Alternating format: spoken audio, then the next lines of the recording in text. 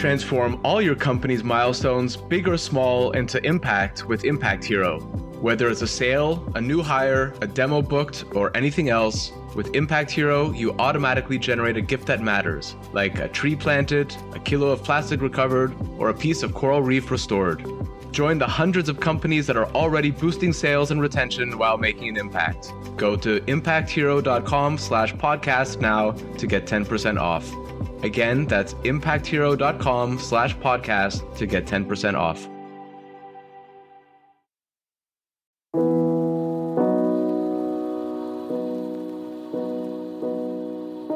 Welcome to another ClimateTech podcast, interviews with the people trying to save us from ourselves. Deniz Ficicioglu is co-founder of BettaF, makers of plant-based fish products from seaweed. I've had BettaF on my radar for a few years now, and I've been thrilled to see them go from success to success. We talked about seaweed and tuna, but also about growing communities, trends in grocery retail, and their deal with Japan Airlines. I reached Deniz in Berlin. I'm Ryan Grant Little. Thanks for being here. Welcome to the podcast, Deniz. Thanks for having me. So you're the co-founder of BettaF and Ocean Fruit, and I want you to take a minute and delineate between the two of those as well. Are they different companies or different brands? But both of these make plant-based fish products out of seaweed. How did you start this? Where did you come up with the idea? What's the inspiration? Yeah. So actually, like almost 5 years ago now, it's crazy how fast time runs. I met my co-founder, and basically both of us were fascinated by seaweed and the huge potential it has in terms of making a positive impact on the way we eat, on the way we farm and cultivate our food. And our idea back then, and it's still the mission of both companies, which is merged into one, is how can we make seaweed attractive to a mainstream audience, and how can we basically start eating seaweed on a daily basis. And the first company was Ocean Fruit. This is how we started. And back then it was just the two of us. We didn't have a tech team, nothing like this. And we said, okay, where do we start? We need to build a supply chain within Europe. And what would be the first product that people could relate to that's made of seaweed? And then we turned to the sushi space and said, okay, there's this wakame salad. And this could be a first thing that we replicate based on European seaweed, but with a twist. And the first products we launched with Ocean Fruit were seaweed salads in different flavors, with beetroot and horseradish, with mustard and dill, really like flavors we know in Europe, but we've never associated or tried in combination with seaweed.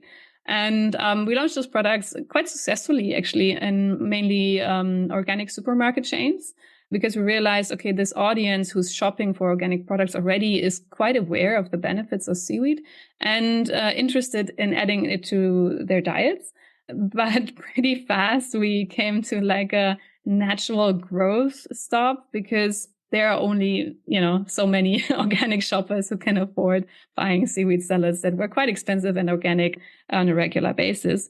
And that's when we actually started thinking about, okay, is there another way, another trick to make people eat seaweed? And this is how we came up with BettaF. So BettaF really focuses on making alternative fish products like tuna, like salmon, all these things. And Ocean Fruit is more okay, let's have products made of seaweed, but we're not hiding anything and we're not replicating anything. And BettaF really focuses on building this Trojan horse, people care about tuna, they like tuna, they don't want to change the way they're cooking. So this is BettaF, and Ocean Fruit is more whole foods, I would say.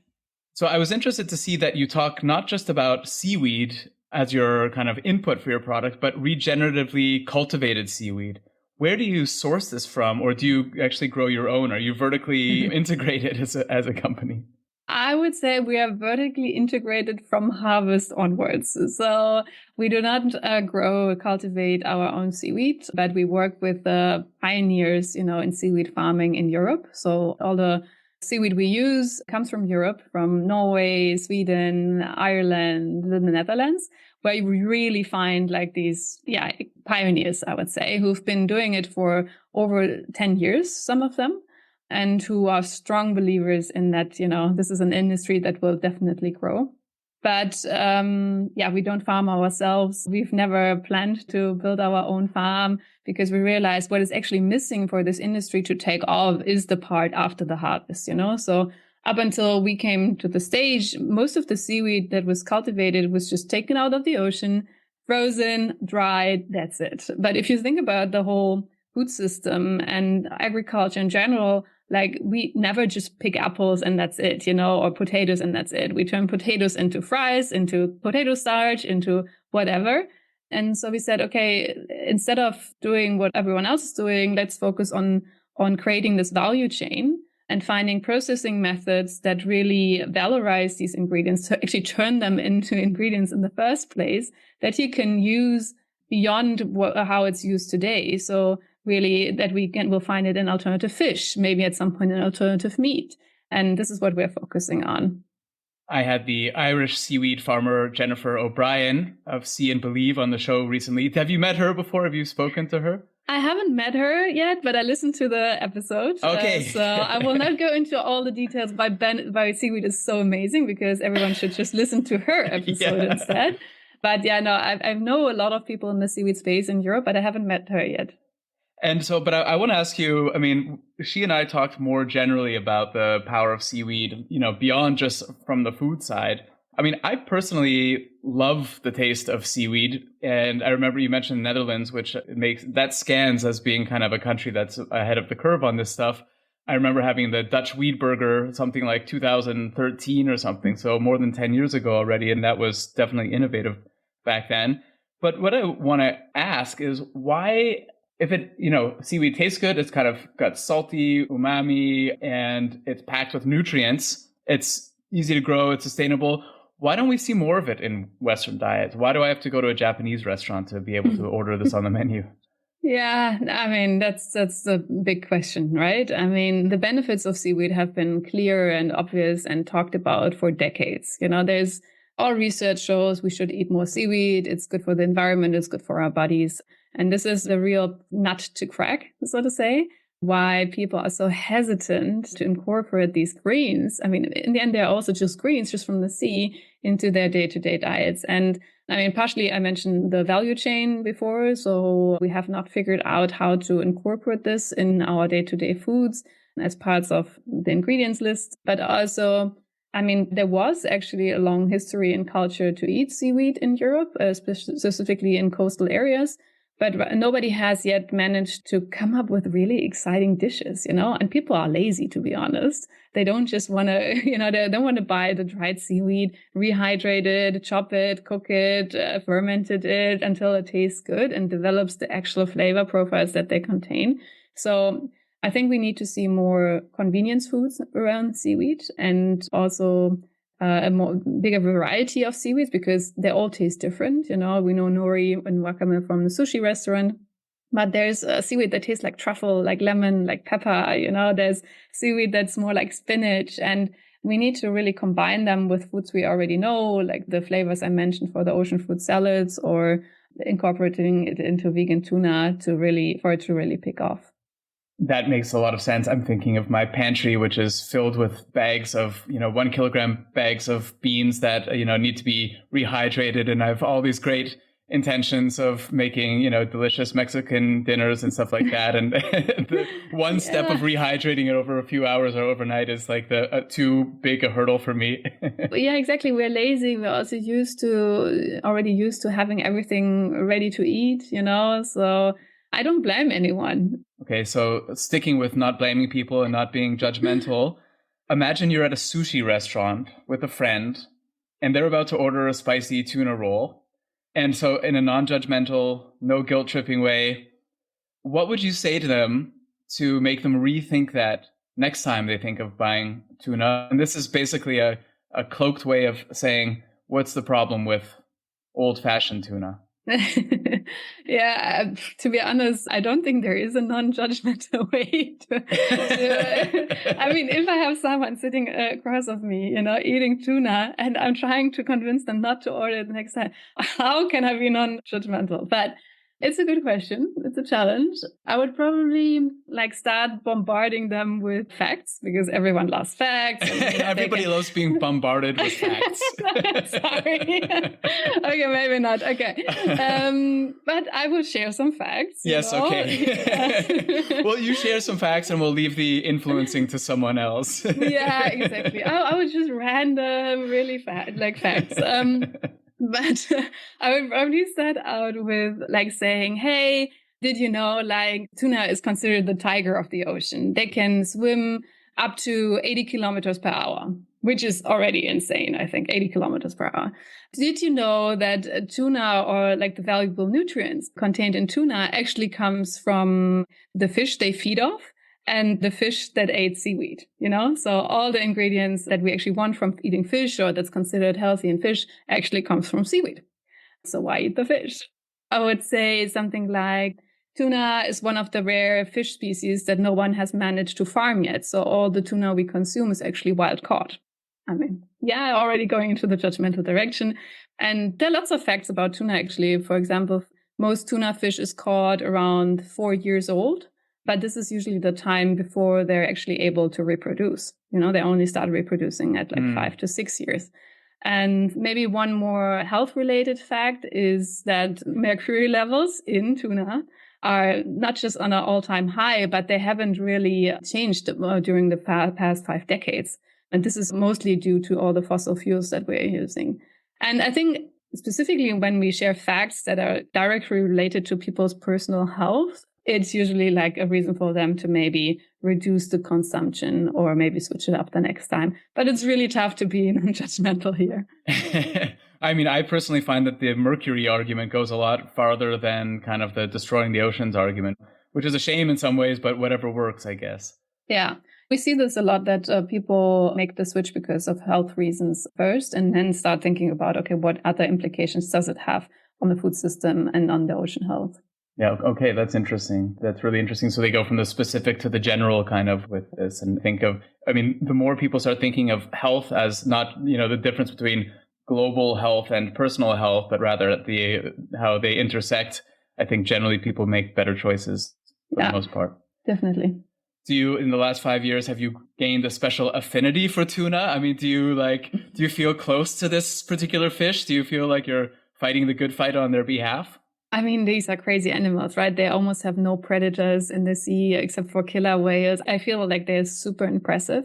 And I mean, I would love to see a tuna school, to see them in real life. I haven't had the opportunity yet. But I really do feel that we are fighting on their behalf.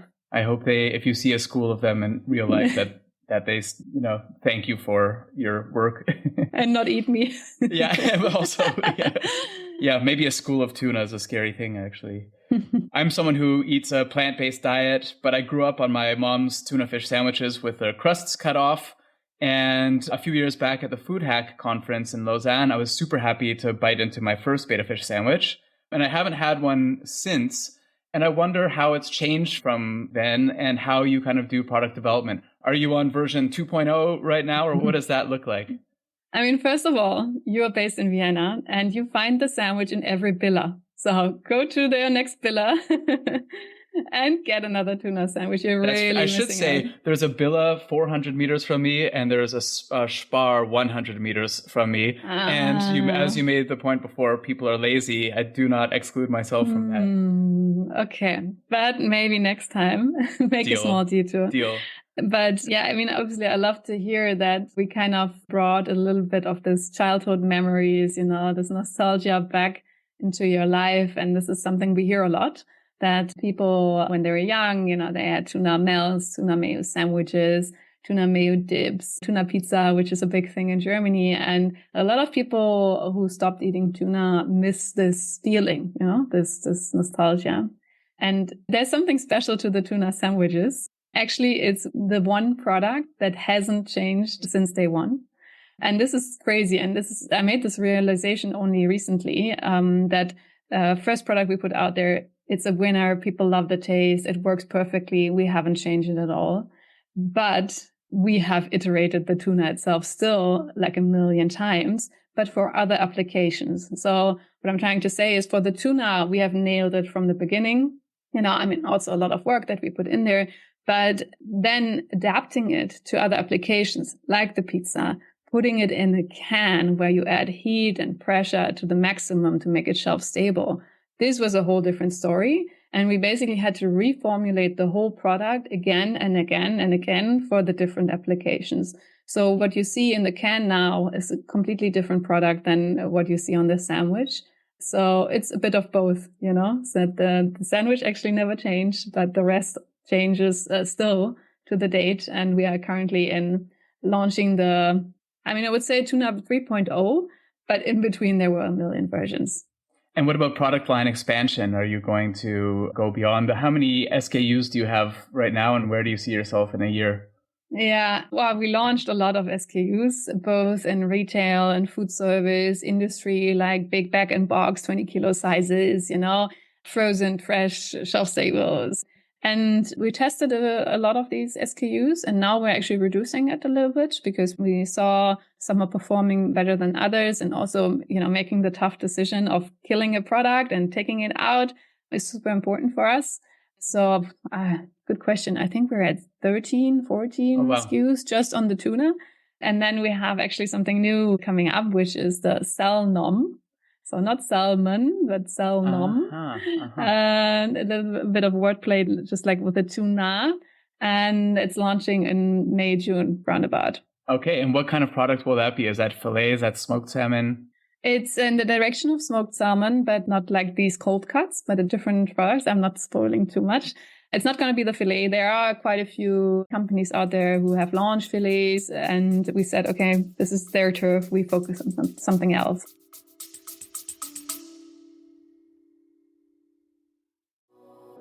I work with a lot of companies who plan to open up shop in or expand across Europe.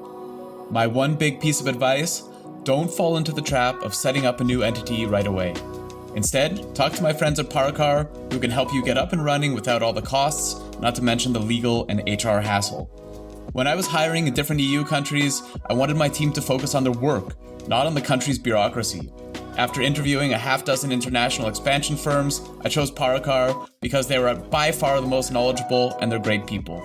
Whether you're a large multinational looking to expand abroad, a small business looking for the right talent, or a contractor, they'll sort it out. Book a free, no-obligation consultation right now at paracar.eu/climate. That's PARAKAR.eu/climate.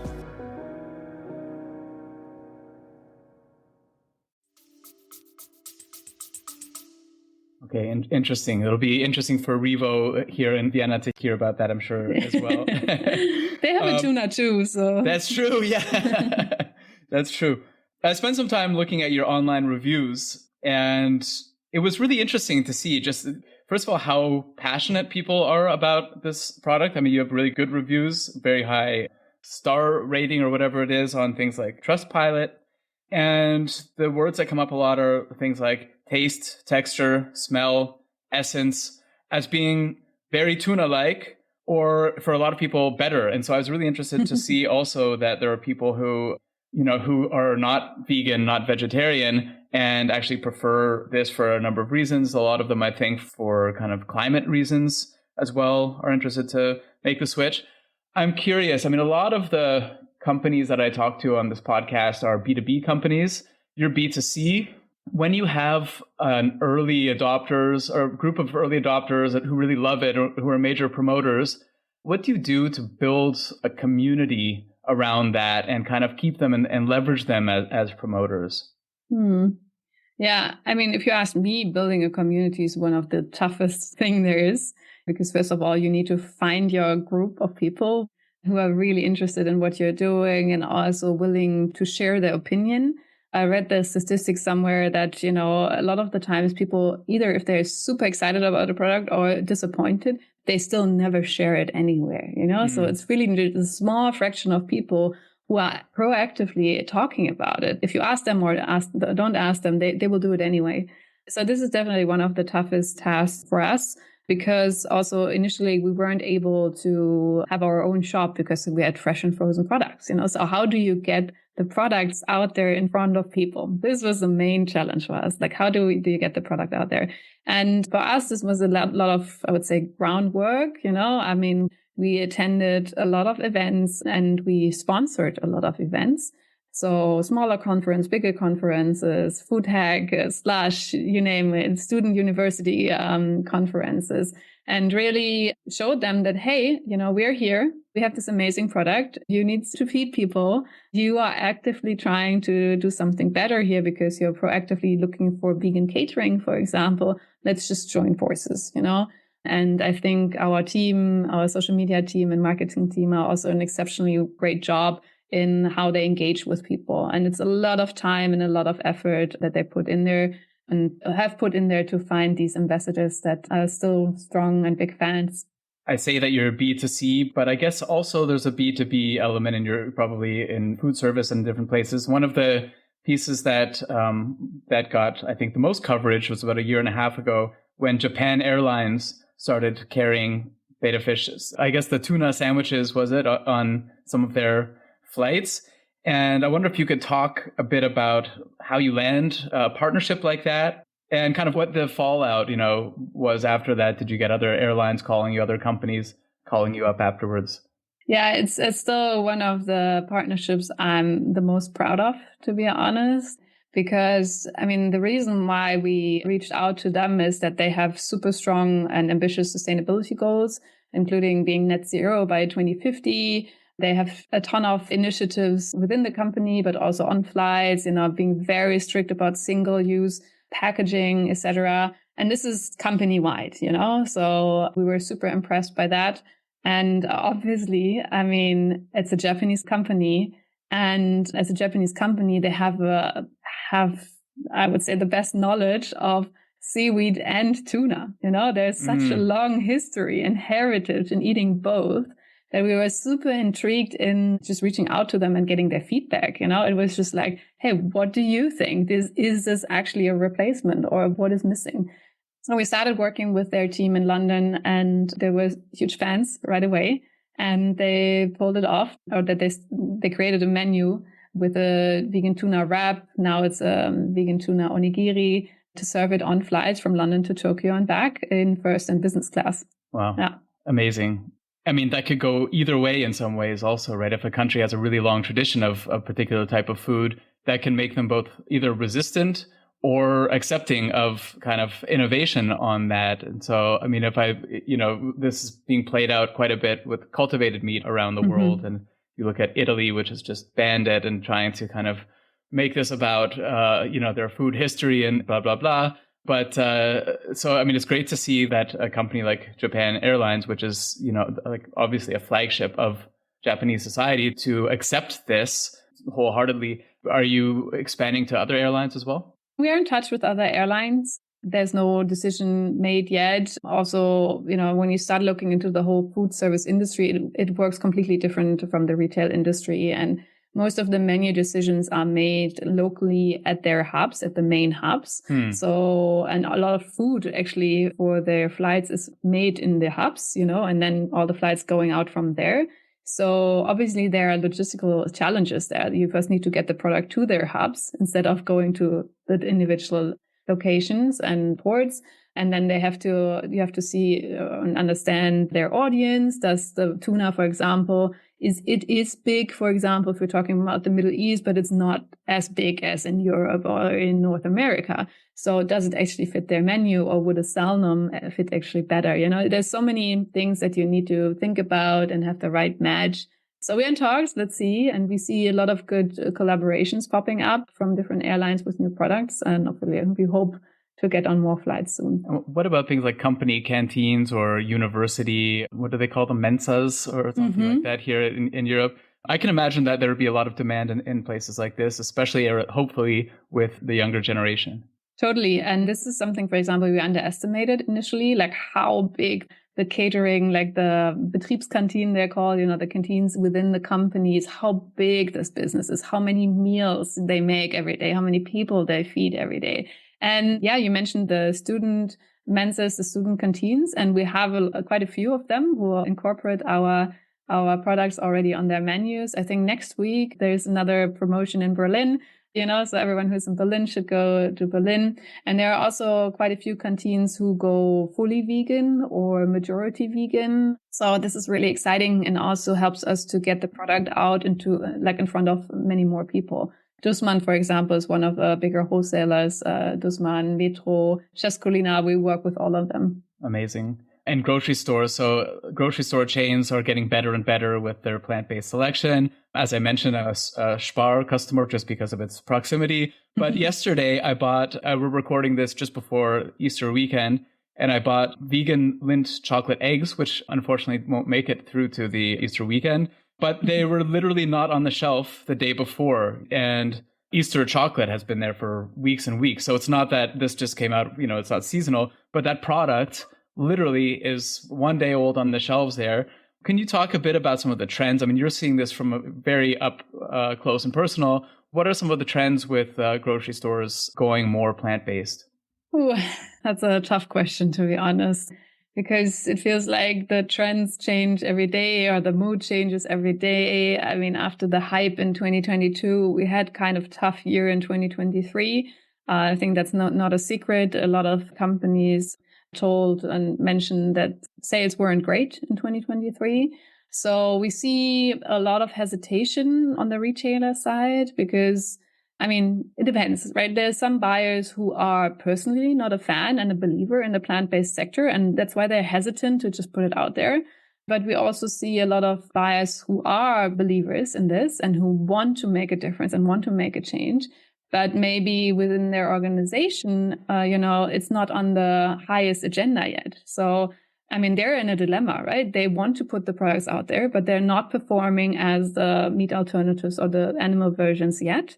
So they have the goals that they need to reach, and they usually can't reach them with just plant-based products. So that we see this dilemma as well.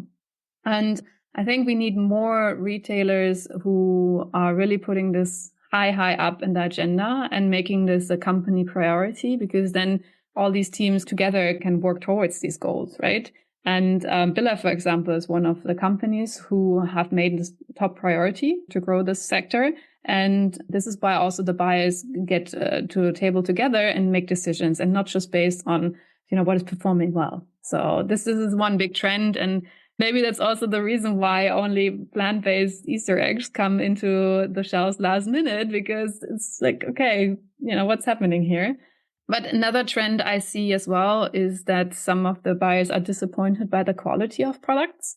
I mean, in the past 2 years, we have seen a lot of products who are just another copy of something, and that are using just the same ingredients that are being used, no matter if it's plant-based bacon, plant-based chicken, plant-based cheese, it's all the same ingredients. And obviously you can see this in sales numbers, because if it tastes the same, it's not exciting anymore. And it also doesn't bring a lot of value to the customers anymore. So we have a lot of talks with buyers who are super excited that we are using seaweed in our products, and that this is really making a difference and bringing a more complex flavor profile to our products. Yeah, there's a plant-based schnitzel, Wiener Schnitzel here on the market, and I've tried it a couple of times, and I can guarantee you it's not going to win anyone over from it. See? Yeah. I can't believe, I think we saw this over the past couple of years, that there were some very mediocre products out on the market in the plant-based space, and some of it's, just straight up mediocrity. In other cases, it's investors pushing companies to have something on the market before they're ready. And so both of these things are kind of to blame. And there's been a bit of a bloodbath, a vegan bloodbath of these things, some of these products going the way of the dodo. And maybe that's healthy, right? This is all kind of normal for new market development. But I've definitely seen that shake out quite a bit, and it's probably not over yet. And you're in 5 countries right now, or at least last time I checked, you might be in more than that right now. Do you want to let us know where you're available and where you're expanding next? Yeah, so we are actually available in 10 different European countries, which is crazy to think about. So it's German-speaking countries, Germany, Austria, Switzerland. It's the Netherlands, Estonia, Greece, France, Spain, Italy, and we just got a listing in Lithuania and Czechia as well. Nice. So yeah, not necessarily the markets where people would say, okay, these are super big and plant-based, but they're catching up and they don't have a lot of local companies sometimes. So they're really looking forward to importing them. I would still say our main focus is the German-speaking countries because also they are the biggest markets for plant-based products. It's our home turf here in Germany, but we see really good tractions in the other countries. And still, there's still a lot of fish lovers to convert. Not everyone has made the switch yet. So we will stay in Europe for now. There's still a lot of room to grow for us. But we are putting our feelers out there, a little bit more remote already. But also they're not necessarily the countries where like typical food tech startup would look, like US, Singapore. That's not the countries we're aiming at. So, okay. But I can't spoil too much yet. Okay. Well, I was in Warsaw not too long ago, and I was super amazed at the number of vegan restaurants there. And then somebody told me that Warsaw is after Berlin, the most vegan or, highest percentage of vegan restaurants in Europe. So it's plenty of surprises in this space, right? You never know. And yeah, who would have guessed that Japan Airlines would be interested in trialing and adopting a plant-based tuna? But there you have it. Is there anything that I didn't ask that you think listeners would be interested to hear about? We talked a lot about our products, right? About how the market is evolving. But maybe we can talk just a second about the R&D behind it, because I touched upon this a little bit, but how are we actually doing this? How are we turning seaweed into vegan tuna? And this is really the core of the tech team in our company. So most of the time they are working with a lot of different seaweed species and looking into the seaweed species individually, looking into, are there already processing methods out there that we can use? What happens to the seaweed if we apply those processing methods? And also what happens if we combine these seaweed species then and seaweed ingredients at another level of their processing step? So what we are actually trying to build is kind of a toolbox of seaweed ingredients, and BettaFish with the tuna and the salmon is just the first step for us, because we had these ingredients already developed a couple of years back, but nobody wanted to buy it, Nobody believed that you can scale seaweed, that you can turn it into a mainstream thing, that people will be willing to pay for it. But this is the core of the R&D that we're doing. And we are super excited now to start working with more industry players so they can incorporate the seaweed in their own products. So yeah, it's a bit of mix of B2B and B2C. And we are always looking for new talent in the biotech, food tech space to join our team and drive forward this innovation. And if those people are listening right now, where should they find you online? They should go to bettafish.co or any social media channel, LinkedIn, TikTok, whatever floats their boat, and reach out to us. Happy to chat when they're in Berlin. Happy to meet up and let us know, what kind of role they're looking for. And then let's take it from there. Amazing. Deniz, thank you so much. Thank you. Thanks for listening to another ClimateTech podcast. It would mean a lot if you would subscribe, rate, and share this podcast. Get in touch anytime with tips and guest recommendations at hello@climatetechpod.com. Find me, Ryan Grant Little, on LinkedIn. I'll be back with another episode next week. Bye for now.